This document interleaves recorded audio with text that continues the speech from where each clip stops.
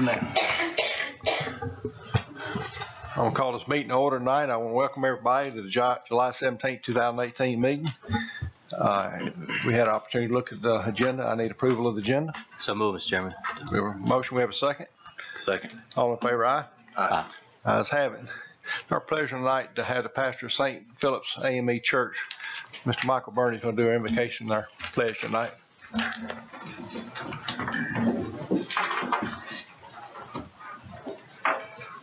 Good evening, everyone. Let's bow our head, every eyes closed. Father God of all creation, we come before you to welcome you into this meeting, God. We give you the respect and we acknowledge that you are the creator and provider of all things. It is you, God, that is omnipotent. You are everywhere, Lord. It is you that is omnipresent. You are all powerful. It's you that is omniscient, God. You know everything. God, as we begin this meeting, we ask that you will guide our thoughts, our hearts, and our actions. That everything will be done on this day. There will be decency and order. And it will be good for the community and the people of the community. In Jesus' name we pray. Amen. Amen. Let's pledge it. I pledge allegiance to the flag of the United States of America and to the republic for which it stands, one nation, under God, indivisible, with liberty and justice for all. Amen. Thank you so much.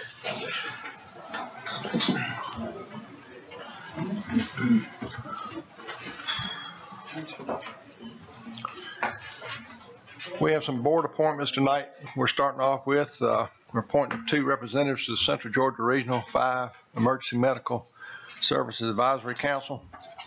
You look in your notes. Thomas Coleman and Don Graham were both on that nomination. Any discussion? Mr. Graham, you want to maybe come forward and explain? Absolutely. For the past 8 years, I've been on the board, advisory board. Actually, I've been for the emergency preparedness part as far as the EMSs are concerned, and actually been on the board for the state for the last 8 years. Every 4 years this comes up, and of course we had an opening come up. Mr. Beal had retired last year, and like to add myself and Thomas Coleman, my assistant, to the board. He's a 17-year veteran paramedic, lieutenant, and he serves us good here too. So yeah, and we appreciate everything y'all do for it. I have a motion from the board. So move, Chairman, on both accounts. Motion and second. second. Second. Any more discussion? None. All in favor by aye? Aye. Ayes have it. Thank you all very much. Consent agenda approval for minutes. We've got the first Tuesday, July 3rd, 2018. Has everybody had an opportunity to look at those? So we need a motion to approve. So move, Chairman. We have a motion. We have a second. Second. Second. No more discussion. All in favor, aye? Aye. Ayes have it. Thank you.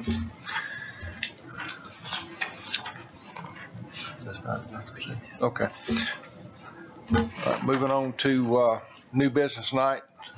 Attorney Childs is going to start off. We got a class action suit regarding the PLT, which is a payment in lieu of taxes. Mr. Chairman, I know all of you know that the federal government, rather than paying ad valorem taxes to Jones County and to a lot of counties where there's a lot of forest land, such as what we've got up in the north part of the county, they pay us under this PILT program, payment in lieu of taxes. And it's a pretty considerable amount of money every year. But starting in 2015 and going through 2017, Congress underfunded the payments. So we got shorted along with hundreds and hundreds of other counties in the country. There's a class action lawsuit that's been filed.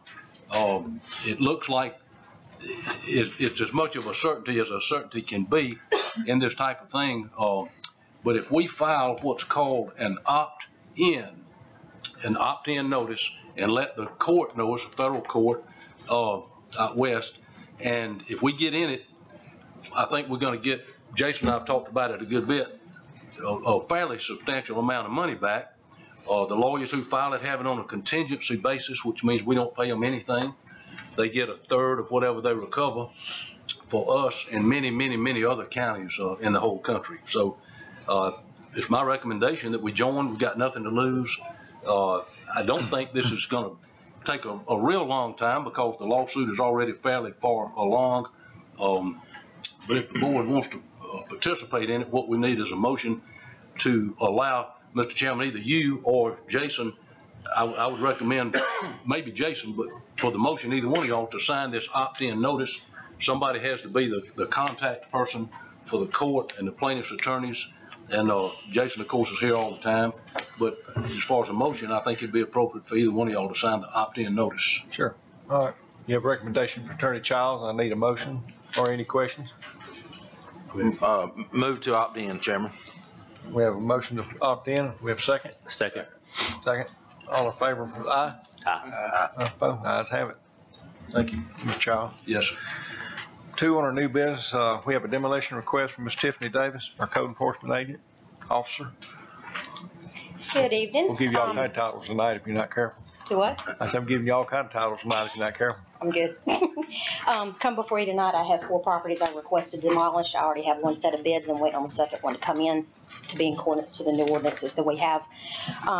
One is on 143 Carl Williams Road, 171 Chapel Hill Circle, 165 Five Points, and 135 Five Points Road. Any questions for Miss Tiffany? No, we need a motion to allow her to go forward with these. So moved, Mr. Chairman. All right, we have a motion, we have a second. Second. Second. Any more discussion? If none, all in favor, aye? Aye. Aye, ayes have it. Thank you. Ms. Tiffany. Number 3 on our new business, we have approval of the FY 18-19 30-party operating agreement with the Middle Georgia Community Action Agency for the transit service. Do you have that, Ms. Marty? The third-party operating agreement is part of your packet and represents the fiscal year 2018, July 1st, 2018 through June the 30th, 2019. The agreement amount for transit services is $151,872. This compares to last year's amount of $153,816. 50% of this cost will be reimbursed by the federal grant program administered through the Department of Transportation, and I ask for a motion to approve the agreement. So moved, Mr. Chairman. We have a motion. We have a second. Second with discussion, Chairman. Any discussion or questions for Ms. Yeah. Margie? Discussion. In the same one we talked about last year about getting some reports in because we had some complaints and then they got cleared up. Are we getting any kind of reports on this? How the ridership's going and how the process is going. I mean, we know the need is there. There's no question in that. Just want to make sure that the services matches the needs. Have we heard anything else on it? Do you recall any complaints? I don't recall any complaints. That was on somebody. I think maybe you referred to the senior center. Some of the ladies from some of the members from the senior center that was having problems with the transit service, not having enough room, not having steps, the air conditioning not working. But this is not that agreement, is it? Different agreement. Okay. Different agreement.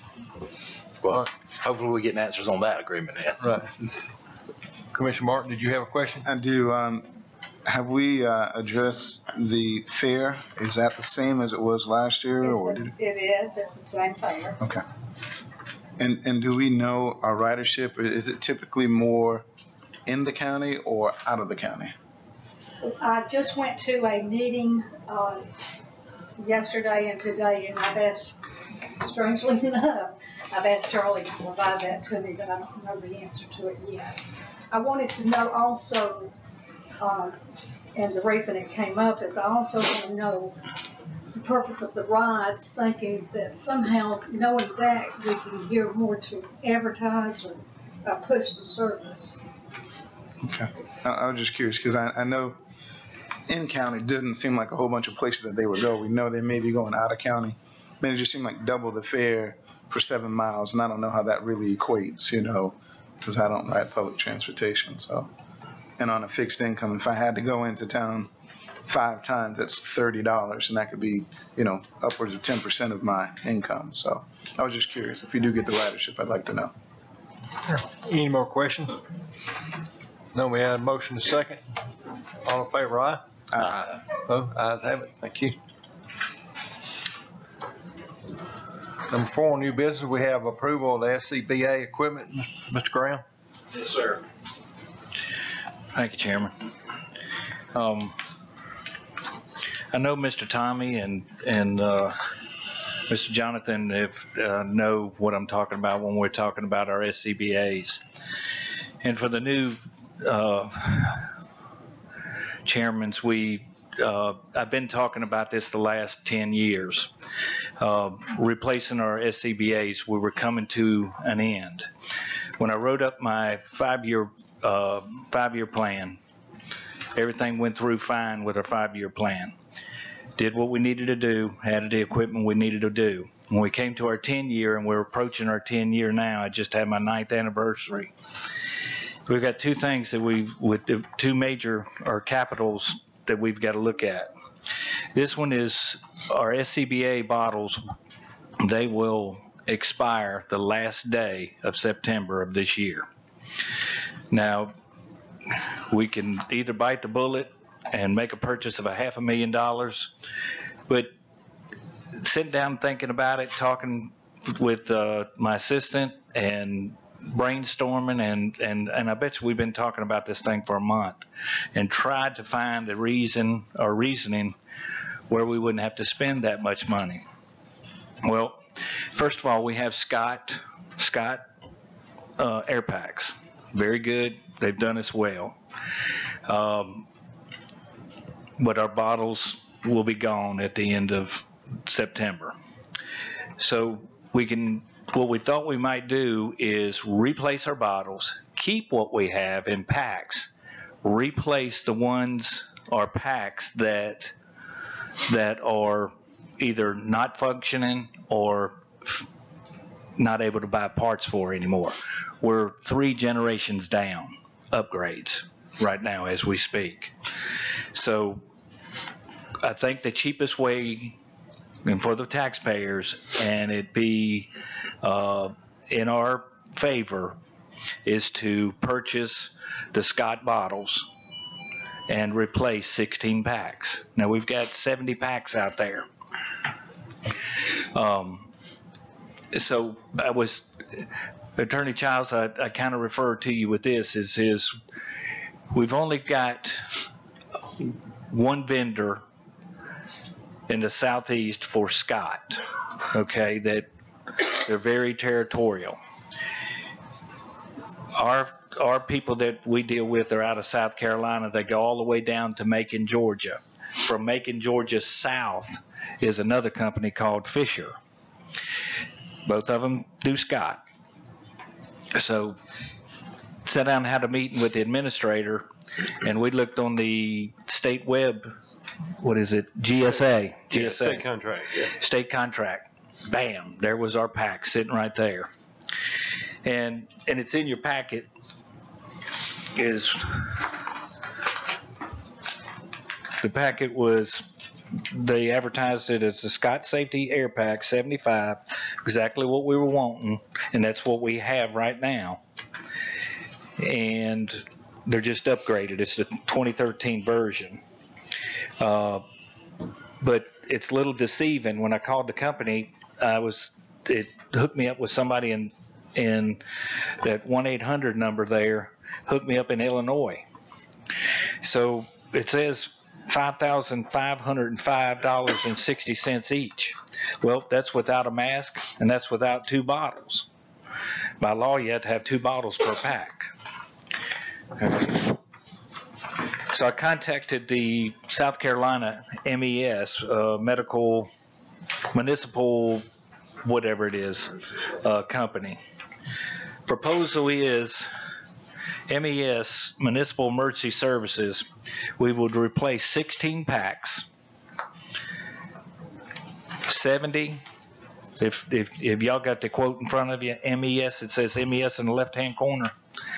16 packs will be replaced at $47.08.50 a piece. And then they give us the 70 masks.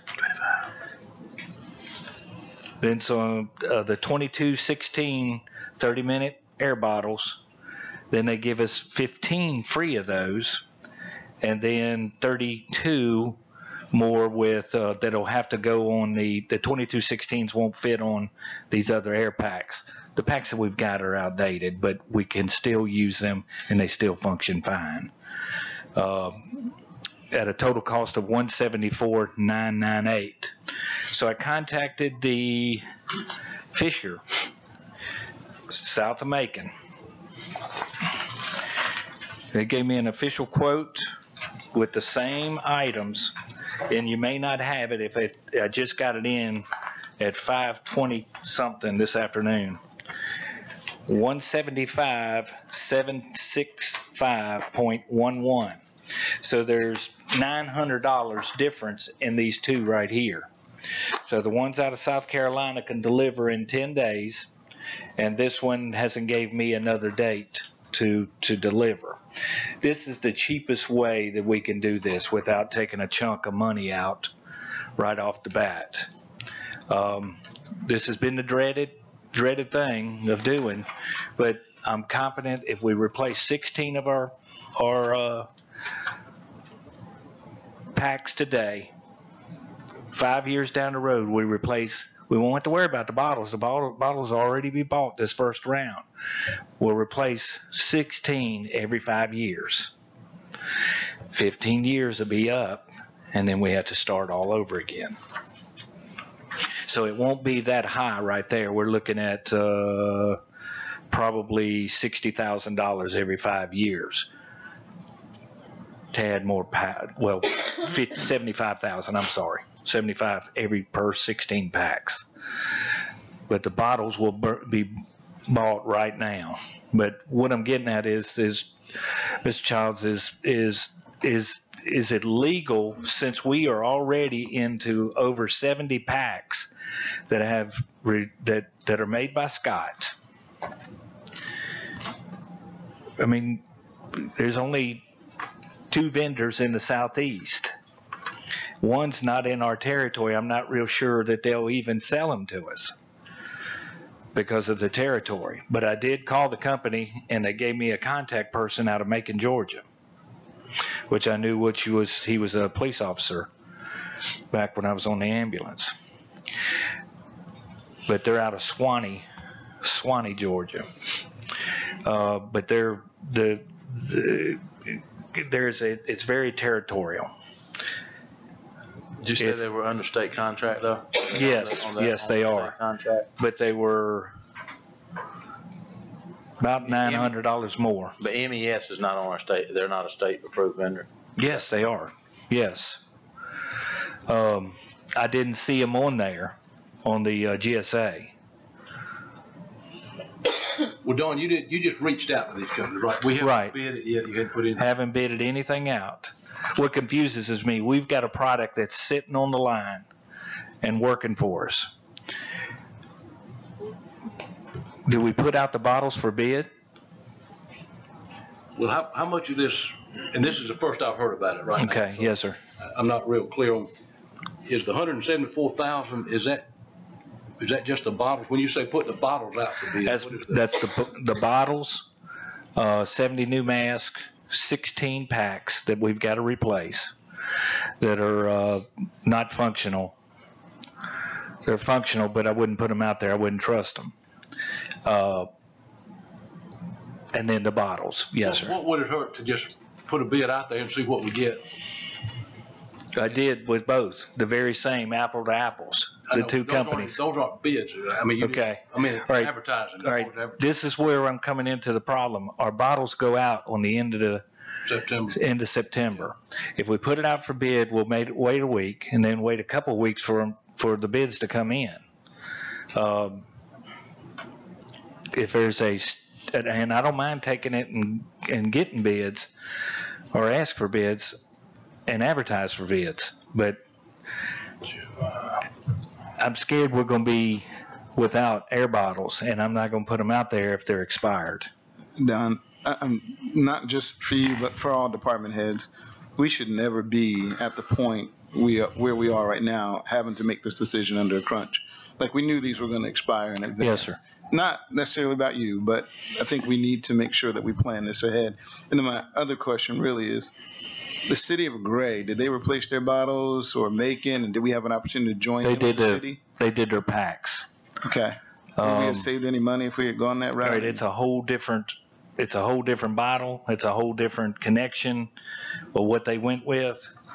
And I got a quote from the same people. It's a different maker. Yeah. But that means, well, if we go with that maker, that what the city of Gray did, then we'll have to spend $400 and some odd thousand. And the reason why I ask is I know the meetings are going around where we're talking about joining up the bulk purchase and save dollars. Right. Even with the city of Macon, I have to believe they probably buy 5 times to 10 times as much as we do.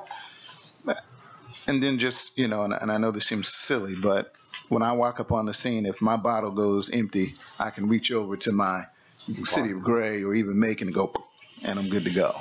Well, that's what we're trying. That's why we have waited till the very end to the latest standards to come out. They're talking about an overall, every pack that's for firefighters will have that one nipple that will fit every bottle there is. Gotcha. Whether you have a Avon bottle pack or a MSA pack or a Scott pack, and they have not come out with it yet. That's what we were waiting on. And what does the city of Gray use and what does Macon use? Macon uses Scott's. City of Gray uses MSA. Okay. And finally, I looked at MES and I counted 128 bottles. So my number's a little off from your You got to remember, 140. 2 bottles per pack. Right. So 128, 70 packs would be 140. The other bid has 140 and 70 packs. On the MES? Yes. Did I miss some bottles? All right. 81, You got 15, 81 plus 15 plus 32. Correct. 1 plus 5 plus 2 is 8. 8 plus What 1 were the plus extra 3 is bottles 11. for? What were the extra bottles for? MES. That's what it's 2216. Yeah, MES is short. It's not 140.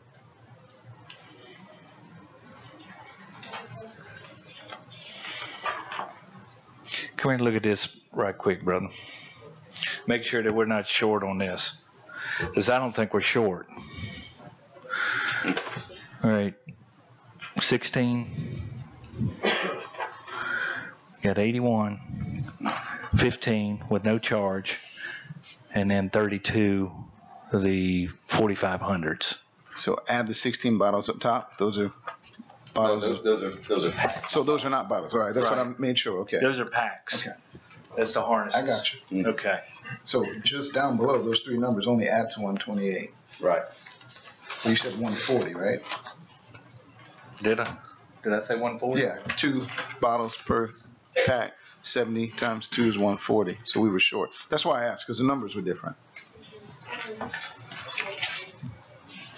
With that quote, it was buying 16 new packs, buying bottles to go with the packs we already have today, Gotcha.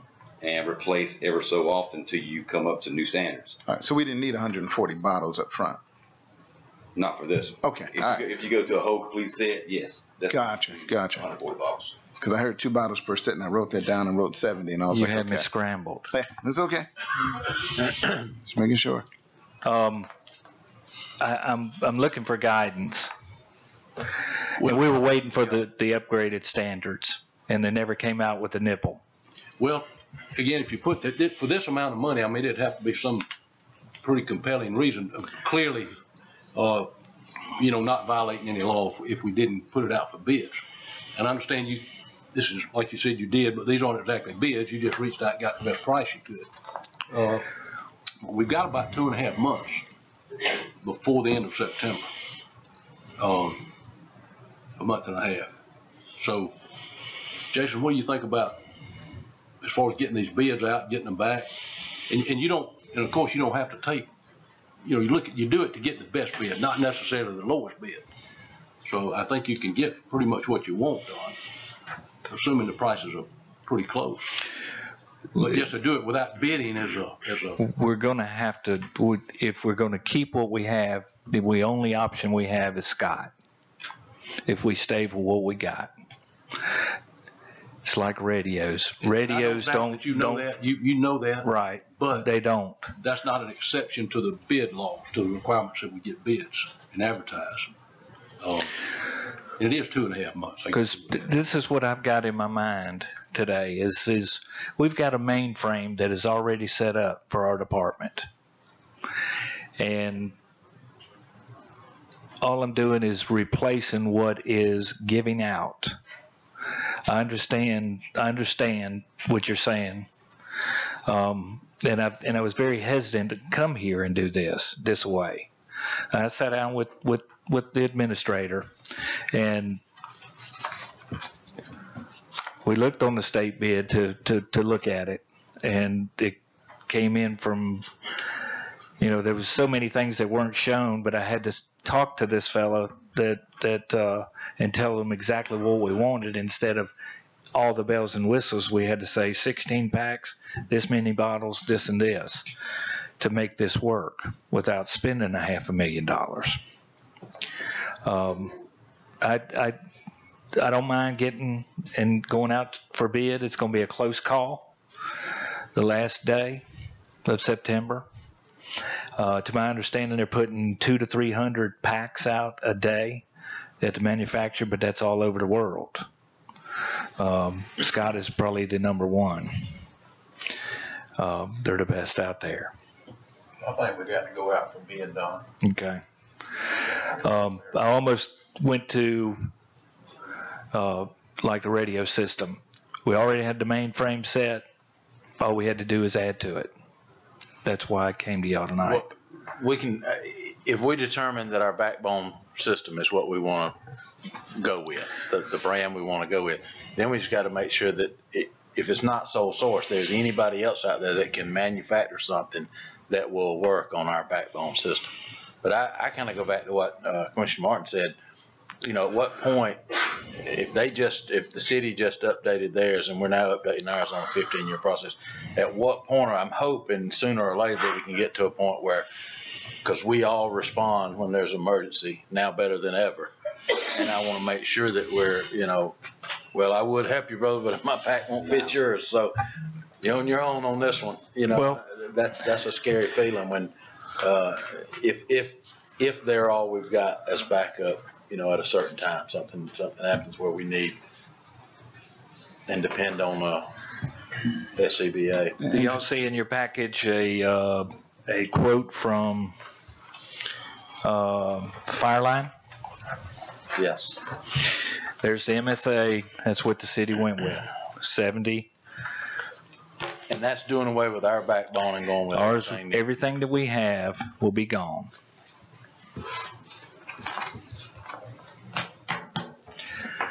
I don't have, I gave you my copies. What was it, 4 something? 413. Okay. I was trying to save some money. So if we stay with our backbone, it's not a sole source. There is somebody else that can put with the backbone we got. With the, Scott. There's more than one salesman that will talk to you. That's 2. Can we let them battle it out? Put it out with our specs, knowing that it's a Scott spec with I know we got advertised for 4 weeks, but we don't have to have a pre-bid meeting, so your turnaround could be the day after the 4 weeks is due. So we're literally a month and a day could open bids. Is that? And I think we've advertised for maybe 2 to 3 weeks sometimes, and I think in it 2. Can't we do it for 2 weeks? Probably so. Yeah, I don't know that we have anything in the. We updated the purchasing ordinance a year or so ago. I don't think we specified in there exactly how long we have to advertise. And I would think 2 to 3 weeks would be reasonable. I think 2 is what I had in mind. We can look at it. Yeah, and then bids open right after that. And put it on the next agenda. The manufacturer knows what we're going to buy, so that they can probably be called and put on notice that Jones there's going to purchase. Right now, it's just there's one man in between these 2 companies. the distributors. Right. A fellow's by the name of Rob, and he represents Scott. This is South Zone, and we happen to be in the North Zone. We're gonna make Rob uncomfortable. They came in pretty close together there, those two. $900. It was within $900 a piece, and they were apples to apples. So that we, comply with our purchasing agreement and stuff, and then moving it up. Okay. Like Commissioner Kitchen said, I felt like it worked. The board Okay. feels that way. I need a motion to reflect that. Motion to authorize Don to advertise. I got a motion. We have a second. Second. Any more discussion, Mr. Martin? Yes, sir. I'd like to see bids from both sides. I understand Scott's, but, I am still concerned about city-county meeting up, especially on the scene fighting fires. And I was just typing in here, looking at Scott's and looking at adapters. I found an adapter. So the city and the county could adapt if necessary using an adapter.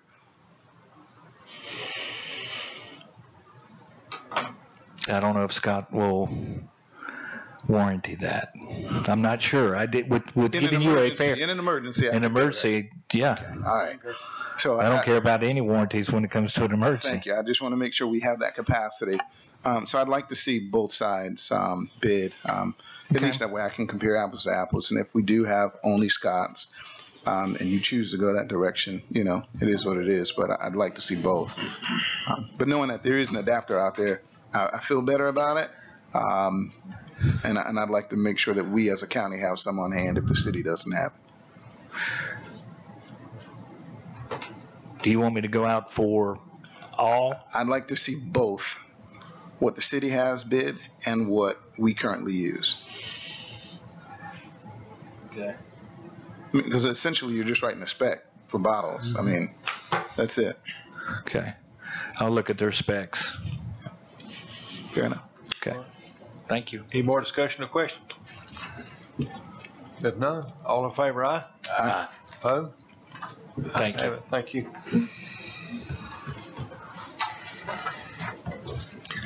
We're moving on to new business on number 5, approval of the transportation enhancement grant, TE 671 construction phase support agreement with Santec. Mr. Risner, have you got this one? Yes, sir, Mr. Chairman. And if it's okay, I'll kind of cover the next two. They're related and very similar. The next two items there, we've got one agreement with Stantec, an engineering firm, and the second is an agreement with Jack Burnside, who's our grant administrator and a consultant that we've been working with throughout the T process. And so we've made it now to the construction phase. We had our pre-construction meeting on Friday, and we're moving now into the construction phase. The original agreements with Stantec and with Jack Burnside didn't cover the construction phase of the project. So in talking with him, he said that that's the way GDOT likes it done. You don't do an agreement that covers the entire scope of the project. You just kind of do it one piece at a time. And so the two agreements you have before you tonight cover the work during the construction phase. There are lots of reporting requirements that we went over in great detail in that meeting on Friday that Jack would help us with in his scope of work. Obviously, Stantec would be managing this project through the construction phase, just like Tim Ingram would manage a water project or something along those lines. And so, obviously, you get lots of submittals and that kind of thing from the contractor doing the work that Stantec would review and respond to. So, still a good bit of work involved with these two, and it's my understanding that the fees under both of these agreements would be reimbursed to us at 80%. So, and we'll also, I think, we've spent all of the county's obligation on this project already, kind of going through the preliminary phases, and we will get some of that back on the back end. I understand from talking with Jack, there's a true up at the end of the project, so we'll get some of that money back. So, but anyway, my recommendation would be for the board to approve the construction phase support agreement with Stantec, and also to approve the construction phase agreement with Jack Burnside. Any questions for Mr. Risner? Oh, yeah. What is the difference in their administration activities? So I think Jack Burnside handles the a lot of the Davis-Bacon submittals, the DBE submittals to GDOT.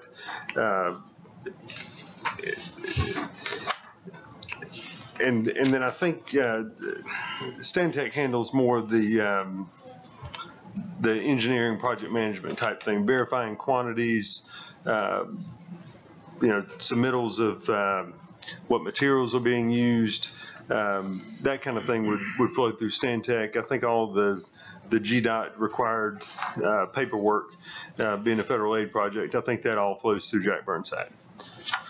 Okay, because looking at their proposal of services, it looks like they're doing a lot of the same services, even down to pre-construction meetings, construction meetings weekly, coordination of materials, coordination of utilities, acquisitions, confirming subcontractors. I mean, monitor use of DBEs and Davis-Bacon on both of them. So, I've done that a lot, and only one person can submit a Davis-Bacon wage report. Right. So, if we're paying two people, which one of them's sending it? I think actually on Stantec, it says Davis-Bacon wage reviews are not included under the scope of services. DBE reviews are not included in the scope of services. So I think those are excluded from Stantec. And so those would be handled by Jack Burnside. Kind of right there at the end, right before it says. Yeah, last one says that they're pulling that out. Okay. Well,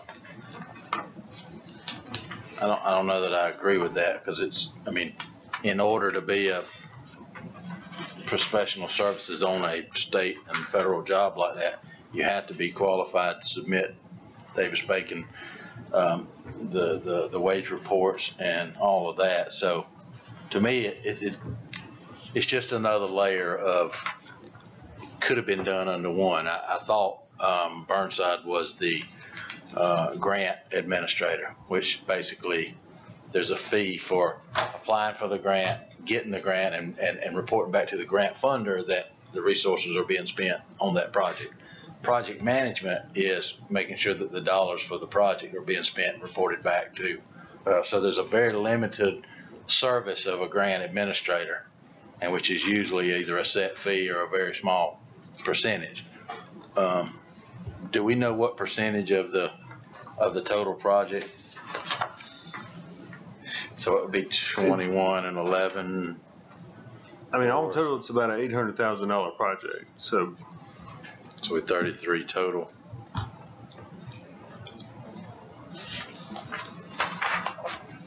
$800,000. Yes, sir. 4%. Thanks. About 4%. Combined. Oh, well, I ain't complaining anymore then. Yeah, those fingers, you run out of toes. No, I couldn't get it fast enough. Okay. I'm good. 4%. I learned math before with all these calculators and computers. Did you? I did too, but I can't think and add at the same time. I gotta do one or the other. Okay. Is that all your questions, Mr. Kitchen? Any other questions, comments? So moved, Chairman. We have a motion, we have a second. Second. Any more discussion? If none, all in favor, aye? Aye. Opposed? Opposed? One opposed.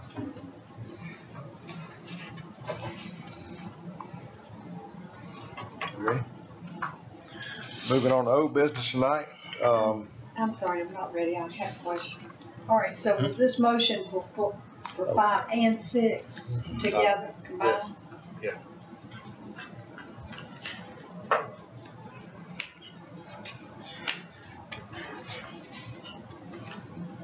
Okay. Moving on to old business tonight, award bid for 2018 Chevrolet Tahoe four-wheel drive special service vehicle for the sheriff's office. Mr. Risner, you handle that one? No, sir, Chief Burnett's here. Okay, I didn't know who took the bid on that. Oh, Good afternoon, how we doing? How are y'all? Good. Okay, we started this process in May, and Leslie had sent out the request for bids to 19 different places. How many bids did we get? 0. Ooh. Zero. Zero. So, I don't know why. It's one vehicle. It's a 2018. Wait till next year type thing, but the one that we have is for a transport Tahoe, and we were going to pay for it out of our jail fund, which, you know, all that money has to go towards, you know, jail inmates or the transporting of. So I got online, I called, I begged, I pleaded, I interneted, and I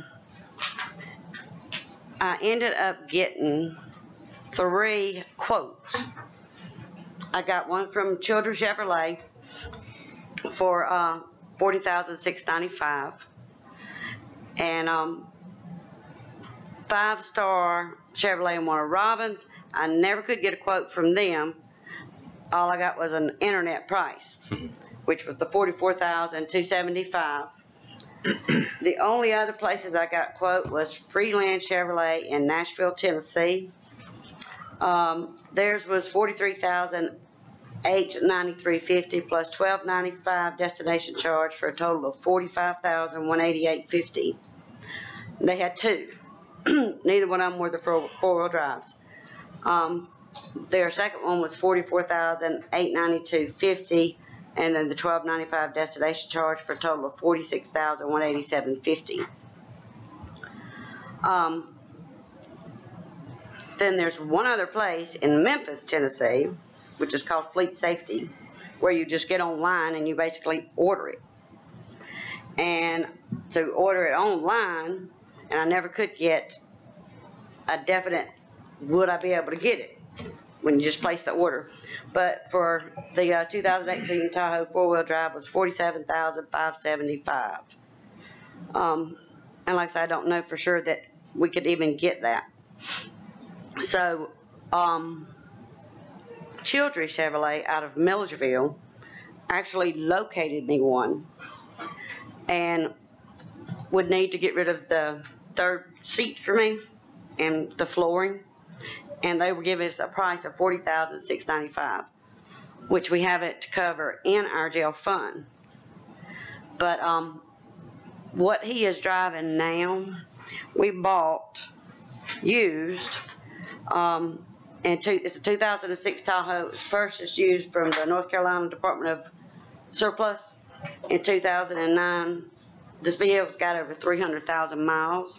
It's currently in need of repair, and it's not trustworthy hardly for in-state, much less out-of-state transports.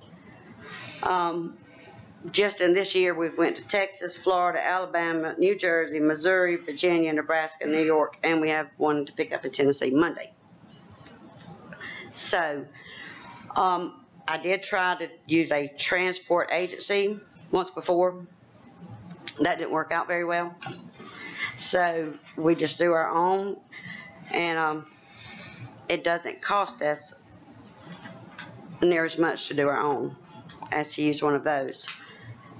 So what I'm requesting to see if we can do is purchase this vehicle from Childry out of our jail fund money. I mean, we've already put it out, and out of 19 people, we got none. And I even called Yeoman's. I called some of them that she had actually sent the bid request to, and I just never could get a bid. The lady said, well, one that usually does that, she's not here. I said, you can't give me a quote on this car. Well, I think the problem is you're only, you know, requesting a bid on one maybe, and I'm like, y'all sell one a day all the time. So, I mean, for the most part, I would think they would sell one at a time. So, I have reached out to everybody I know to reach out to, and called and begged to try to get this car. We cannot wait to 2019. And this is the same one that somebody run into him in North Carolina on this last transport. Any comment, questions? Did Childry bid, they didn't, did we send them? No, actually, I started getting on the internet looking for Chevrolet dealers, and the list that Leslie sent me, no, we did not send them one.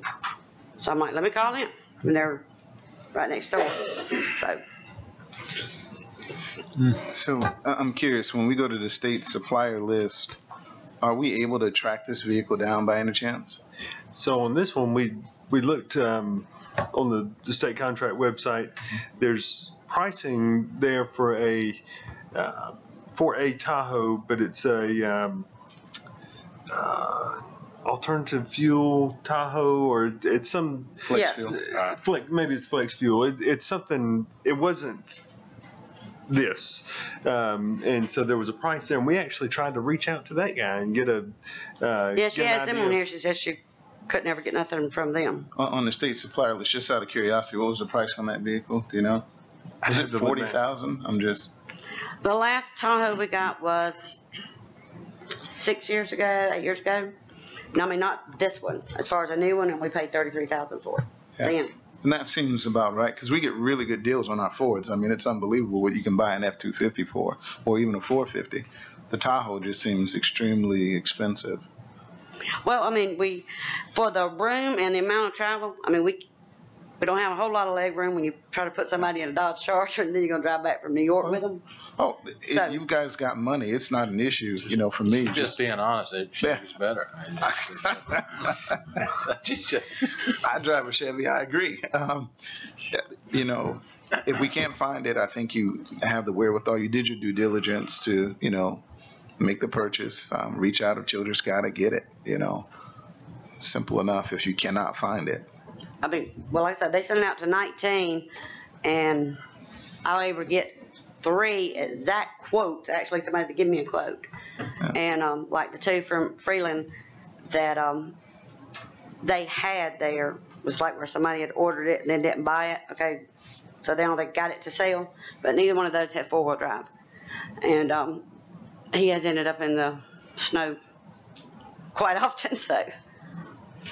I understand. What is our policy on, can our purchasing policy allows for it after we've been out? Yes, as long as you bid. All right. You just got to go through the bid process. If you don't get any bids, then you got to buy somewhere. And plus, you had the best price too, so everybody that you reached out to. Yeah, Childry would be the one with the best one. Mr. Chairman, you must be $40,695. move forward getting the car from Childry. All right, we have a motion. We have a second. Second. Any more discussion? If none, all in favor, aye. Aye. Ayes have it. Thank you. Thank you. Thank you very much. Bid number 2 on our old business, passive park at the government center. Mr. Pitts, is this yours? Yes, sir, Mr. Chairman. A couple of months ago, we went out and started getting a design for the passive park right here next to the government center. And Mr. Tim Ingram put together one with our Matt and I think Chris Marr, as well as some of the other members of the Health and Wellness Committee, and I even had some input in it. I think it's in our package on page either between 39 and 41. And what's going to be pretty much a 1/4 mile track. It's going to have a dog park. I was able to take a Parks and Recreation class for one of our last ACCG training classes, and they said it was just amazing what a dog park would do for a community, as well as we're on our wellness movement right now, trying to make our employees well and just have other opportunities for them. So this rate is going to give them an opportunity to have an outdoor track, as well as for the entire community to have a track to walk on. I've reached out to John with Animal Services. They're going to looking for equipment for the dog park, so the animals have a place to run and jump on different items. I reached out to Keep Jones kind of beautiful. They're willing to help out when it comes to landscaping. I was even going to reach out to the Garden Club and see if they'd be interested in partnering with us to do some landscaping. And then another idea came to mind is as we did with the Highway 18 complex, which is Morris State Recreation Center, we may even have a sponsor. They may even want to sponsor the park and put their name on it, and the county can get some resources from it. If it's not only for the park, maybe for the pavilion, and even the concrete company may give us a discount if we put their name on it. So that's what I'm asking tonight, Mr. Chairman, that we have monies allocated in District 2 for our satellite park. There's approximately $80,000 there. And I think this project right here is $60,700. So that will the do away with the ball field and the dugouts and all that will be? Yes, sir. The ball fields will be taken down. The concession stand will be taken down. And pretty much you have 2 swings and 2 benches. And then if you see that the park is being used more, then at a later date, you can go back and add more to it. Any questions for Commissioner Pitt? If none, All right, so Mr. Chairman made the motion, we move forward with our passive park. have a motion, we have a second. Second. For what funding source? There's SPOS funds allocated for District 2 Satellite Park. All right. Any more discussion? None, all in favor, aye? Aye. Opposed. Opposed. 4-1. Department heads. Mr. Jackson, anything on department head? Mr. Pelkey? Graham? Yes, sir. I'm sorry for making the presentation earlier. I'm not sorry, but I am sorry, but we've wasted a little bit of time and just trying to save a little bit of money.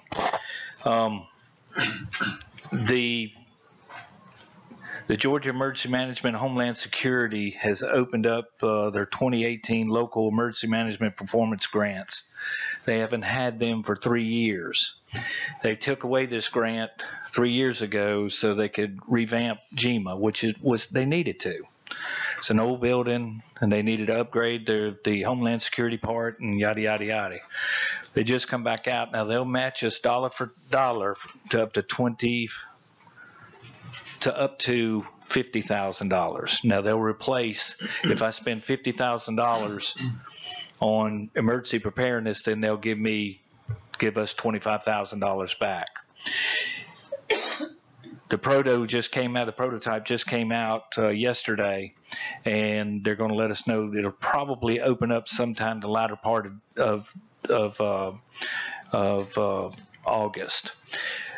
I was going to ask the board if it's okay if I go out ask for the grant to replace our generator that is FUI. It's no good anymore. It's over 25 years old. It serves the whole area in the back. It's run by propane. It's a very large generator. We've had it worked on, patched on, worked on, and now it's died completely. But what it runs is it runs my offices and the gym area. And in the event that the power goes off. Our gym area, as you know, we can house 500 folks in there in the event of an emergency. That's our primary place to put folks. So with that said, I should be able to find one probably in the 15 or 20 range. I'll have to not go out for bid. All they require me is to get 3 bids. So, and then I submit them, and then they just go ahead and tell me yes or no. I've never been denied on this. I've bought probably 3 or 4 sirens. Even Code Red. They paid for Code Red 1 year, and I may put it back in this year too. But is it okay if I apply when this comes open? It's been 3 years, and I've got the money to do it. Commissioner Martin? I'm going to leave that question to the chairman. I'm just curious, the other bottles and stuff, we could not have applied for this. I know we have a deadline coming, but Emergency preparedness, like weather. all right, I got you. I was just curious. No, I wish they would. And all the other generators I know we had talked about replacing previously, will this fall under that? Absolutely, yes. Can we put all that together? I was thinking possibly doing the whole campus and try to do this every year, whether it's fire stations, I think that where we're missing out right here is when our power goes out in the government building, we should have a backup plan instead of sending people home. Well, I don't mind sending people home in an emergency. Well, I don't get to go home. It's your job. But around the county, I know we talked about this for all the other fire stations. So if there's a way to put all that together for all of the fire stations in the county, that includes city, if they don't have them. They've got one. Okay. I think it makes sense, especially if it's free money. When's the grant due? It usually just lasts for 30 days. usually. It hasn't come out. They just gave it to me to look at it. This is the first time it's been out in 3 years. Can we get you to get us a report of each station, what they have, the age of it, and if they don't have one, and then we can look at sizes, and if there's 15 of them, here's the sizes, here's the cost for all of them, and then we look at impact fees and everything else we got in your department that can go as a match, because 50/50 is pretty good, free money. Yeah, we're still tier 4, is that correct? Tax? Sounds about right. Yeah. 3 or 4. They're pretty Yeah, for each tier, it's different. Bibb County's different. I think they're maybe 90%. Oh. But anyway, Yeah. we're 50/50. All of our stations need what else? And they're all old except for 1 or 2 stations. Please go for it. So can we go for it when they do open it up? Will the board, we'll make a quick motion that way? Chair, make the motion that we apply for any grants that John sees fit for us to apply to enhance our fire department. And for all of those spaces that act as emergency shelters, whether this gym, 49, et cetera, in the city, and let's include that. Well, the biggest one we have is the gym. I got you. We won't house everybody. And 49, we might not make it all the way up here. And I was thinking hard about Matty Wells. Absolutely. That's a very good spot. Thank you.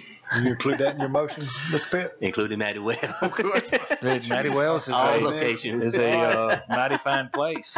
The basketball court. Ms. Martin, I need a second. Second. Okay. All in favor, aye? Aye. Opposed? Ayes have it. Thank you. Thank you, Don. And we're tier 3. 3. Tier 3. I thought so. Is that 50/50? I don't know. Mr. Resner, I don't have anything else. do I have anything?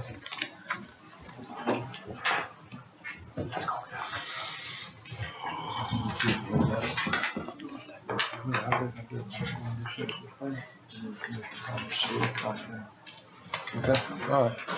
Before we go on citizen comments, I'm gonna swap the citizen comments 1 minute up to the 3 minute. Now, I understand there's several people here concerned from our last meeting about issues in a certain neighborhood. It needs to be addressed at this time that this board has no ability at this time to make any decisions. If you have an issue with the community or whatever, or issue in your community, you have to be put on the agenda in order for this board to make any decisions. I'm going to ask for citizen comments tonight, but you've got to understand that this is going to be civil. It's not going to get out of hand like it did last meeting. I just ask you to be respectful. If there's an issue, like I said, with pertinent things, if you'd like to get on our agenda, we'd be more than happy to have that happen. But this time I'm asking for citizen comments. Anybody like to come forward? We'll just give them a couple minutes. We need your name and your address for the record. My name is Mark James. My current address is 429 Grayson Glen Court. My property address and construction is 176 Joy Cliff Circle. Yeah. I'm coming in regards to last meeting. I don't mean to rehash anything or bring up anything negative because, as you said, the last meeting was out of control. Yes. I concur and agree with that. I don't think a lot of important things were per se heard, or they might have been somewhat overlooked. One main thing that was not brought into question was, is there anything wrong with naming your house? I need to know that. Is there a legal aspect I had to go about naming a home? Because agape, I don't know if y'all are familiar with the word agape, okay, means unconditional love. And I've had a lot of my neighbors throwing that word at me as if it's a negative, derogatory thing. And there was a big article, which I understand what happened last meeting was news, just like this meeting is news. But, you know, it's a big article in regards to what happened last meeting, you know. And a lot of the naysayers were heard last meeting, you know, and I don't think you as the board really got the gist that a lot of the people that were here under false pretenses. They weren't here to dispute the construction of my home. They were here because they were told my home was going to be a group home as well as quote unquote transitional center for criminals and inmates getting out of prison, and disabled veterans that needed safe haven. You know, that it was not, quote unquote, permitted by you guys, and that I was just doing it, you know, without y'all permission or Jones County's permission or City Grace Commission. My thing is, I wanted to, you know, address, like I said, agape, the word agape, my name of the house was Agape Ranch. And that means unconditional love for everybody, not just for the people that live at the home. It was for everybody to show my fellow residents and neighbors that, hey, I have love for all y'all, you know. And even despite what happened last meeting, and despite that, I have gotten a lot of negative, you know, connotation behind it, because now it's been put out there, you know, we still have people that are going around my community, despite you guys saying that we will handle it, we will monitor it. There's still a few of those people that incited the last situation still going around the community stirring up stuff. I've had trash thrown on my property.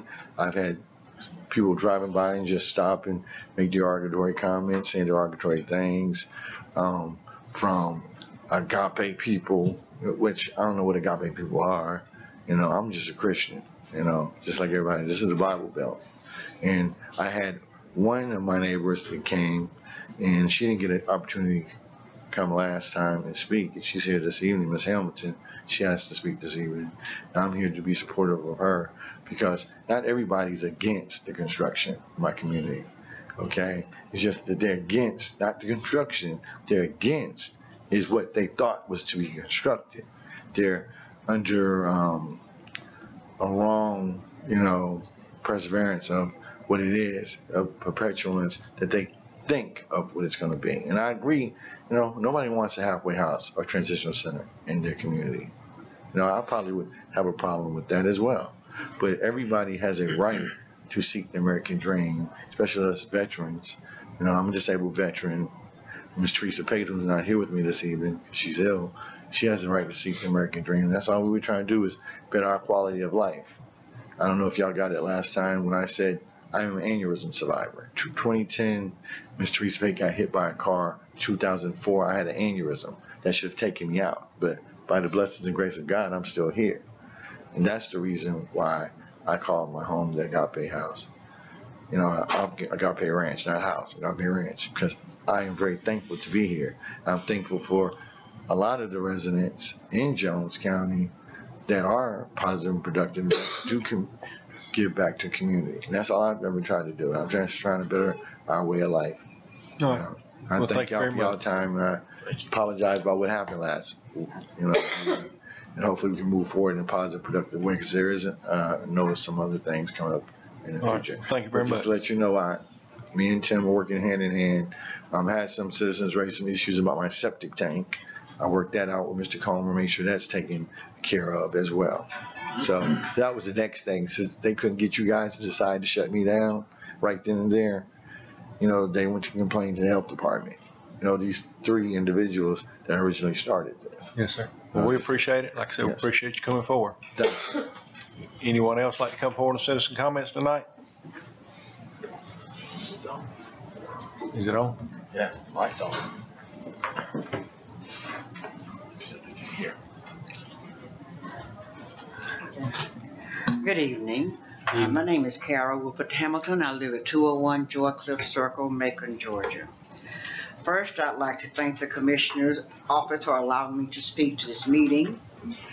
After reading the Jones County News on, okay, I'm sorry. Do I need to start over? No, you're fine. Okay. After reading the Jones County News on July 11th, 2018, I was appalled to hear that many of the residents in our community are unhappy with the construction of Mr. Mark James's home, which is a few yards down from my street. Tonight, I'm here to support and commend Mr. Jones for building a beautiful home for his family. We need more men like Mr. Jones who loves his family so much that he would build a grand home for them to live in. While reading the article in the paper, I realized that on July 3rd, 2018, a petition of more than 60 signatures was presented to the board questioning the compliance with the zoning of a single-family dwelling. I assure you that my name was not on that petition. If Mr. Jones' construction of his home violated any planning and zoning or questioned any ordinances of the law, the Board of Commissioners would not have granted permission for him to build on that site. As far as the cross at the end of the driveway, I'm told that it is a memorial, for his murdered brother.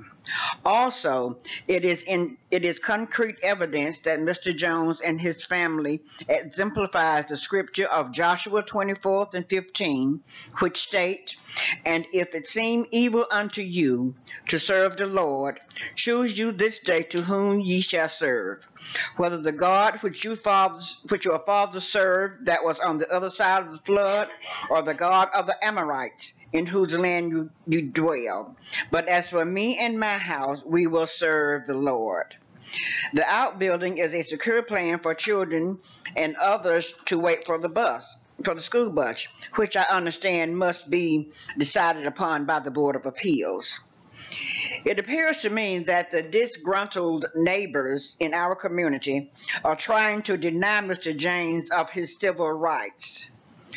According to the first 10 amendments to the United States Constitution, Mr. James has the right of freedom of speech, freedom of religion, and the right to own property. Mr. James is a respected veteran of the military, a naturalized citizen of the United States of America, which guarantees him access to the above-mentioned rights. His rights should not be jeopardized by a few members of our community. Chairman Chris Widener admits to driving by the construction site and understood the concerns of the neighbors. However, he stated that the construction was currently done by the book. As an American citizen, Mr. James has earned the right to build his home in any way he sees fit within the confines of the law. And in conclusion, it is also my right as an American citizen to speak on Mr. James's behalf to finish the construction of his home. For those who oppose his rights, may God bless and keep you. Let us all live in harmony in this community. Let us put ill feelings aside, enjoy life, and love one another. So thank you again for listening, and may God bless America. Thank you, ma'am. Thank you. Any other citizens like to come forward tonight? If none, we'll move to commissioner's comment. Mr. Kitchens, you want to start us off tonight? It's a gentleman's comment. Oh, I'm sorry. Come forward. I missed one. John Heisley, 643 Etheridge Road. How are y'all tonight? I just wanted to get up and give the opportunity for y'all to ask any questions y'all might have operability-wise with the MSA packs we currently use in the city. Chief Graham's trying to do the best he can getting packs fitted for all the trucks throughout the county, I think. With the bottles and the packs that we currently have, we would be able to utilize the bottles 2216, which is what they have currently. We would be able to utilize those. They just wouldn't be able to use the high pressure that we currently have. What he's phasing out and going with the, I think it was 16 packs that you're trying to go with each year, as they issue those and get those, they would be compatible with what we have without investing a huge amount of money all at one time. That's great. So we are getting some compatibility when yes, as we're going on. That's great. That was one of the biggest concerns I think some of us had was, to make sure we're going towards the road of inclusiveness and so we all use the same equipment. That's good. Good to know. Thank you. All right. Thank y'all. Hey, thank you very much. Anyone else, citizen comments, like to come forward? If none, Mr. Kitchens, would you like to start us off tonight?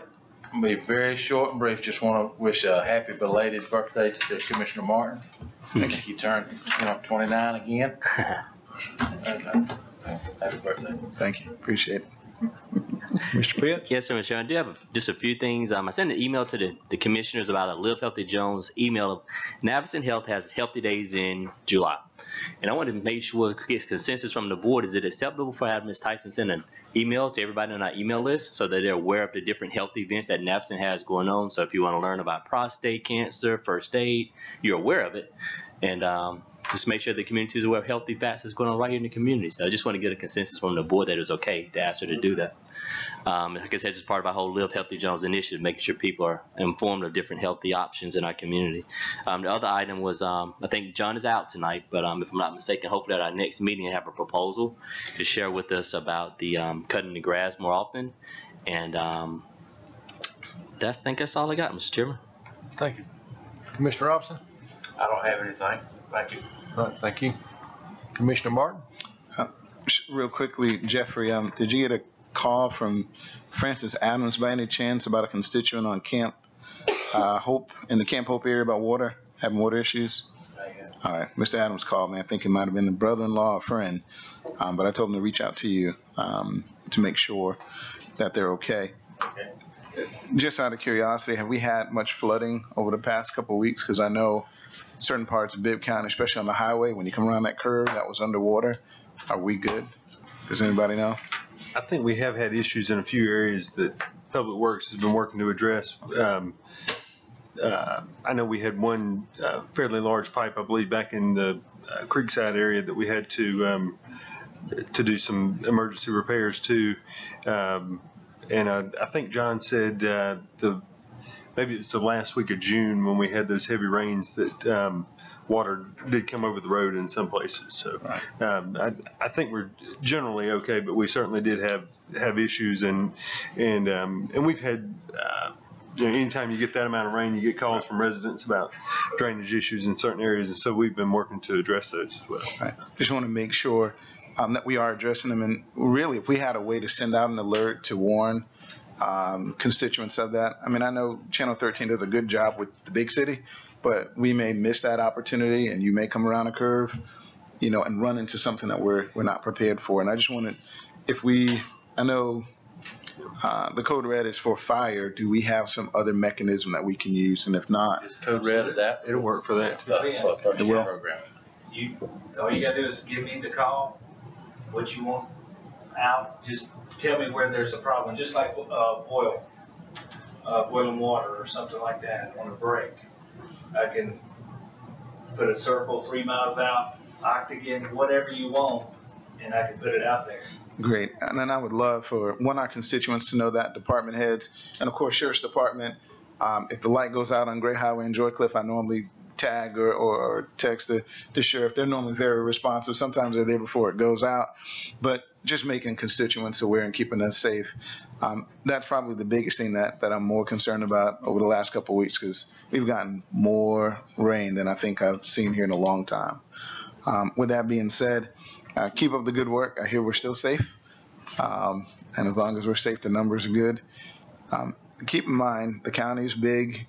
We know we focus up here and a good bit in the center, but the constituents everywhere. And what's good for one is good for all. So as we do plans, even right down to demolition, there are neighborhoods that need those things as well. And that's about it. So thank you. Thank you very much. Commissioner Pence, we need a motion to adjourn to go into executive session for personnel, litigation, and real estate. So move, Mr. Chairman. All right, second. All in favor, aye? Aye. Thank you, everybody, for coming.